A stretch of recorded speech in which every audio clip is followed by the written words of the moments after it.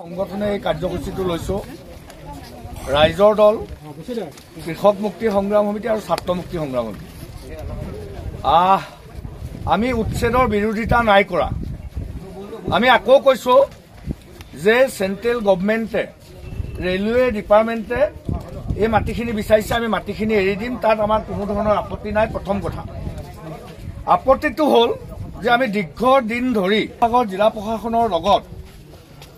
শ্ৰমজীৱী খাটি খোৱা মানুহবিলাকক ঠাই সংস্থাপিত কৰিবৰ কাৰণে দাবী উত্থাপন কৰি আহিছিলোঁ আপোনালোক সকলোবিলাকৰ লগত আমি কেইবালানিও আলোচনা চলি থকা অৱস্থাতেই ইতিমধ্যে আমাৰ উপায়ুক্ত ডাঙৰীয়া এসপ্তাহমানৰ আগত অহা কাইলৈ ষ্টেচন চাৰিআলিত বসবাস আমাক ক'ৰবাত চৰকাৰী মাটি দিয়েও ইমান পানী হৈ আছে ইমানখিনি পানীত আমি কেনেকৈ মাটি ইয়াতকৈতো আৰু বেলেগ কথা নাই মই এটা শ্লোগান দিম আৰু তাৰপিছতে আমাক উচ্ছেদৰ আগত সংস্থাপন কৰিব লাগিবই ইনকলাব জিন্দাবাদ ৰাইজৰ দল জিন্দাবাদ আমি উচ্ছেদ বিৰোধিতা কৰা নাই উচ্ছেদৰ আগত আমাক ক্ষতিপূৰণ লাগিবই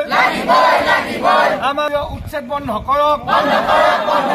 অমানৱীয় ছাত্ৰ মুক্তি সংগ্ৰাম সমিতি জিন্দাবাদ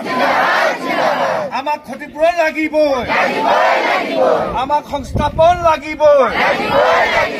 আমাক মাটি লাগিবই আমাক মাটি কৃষক মুক্তি আমাক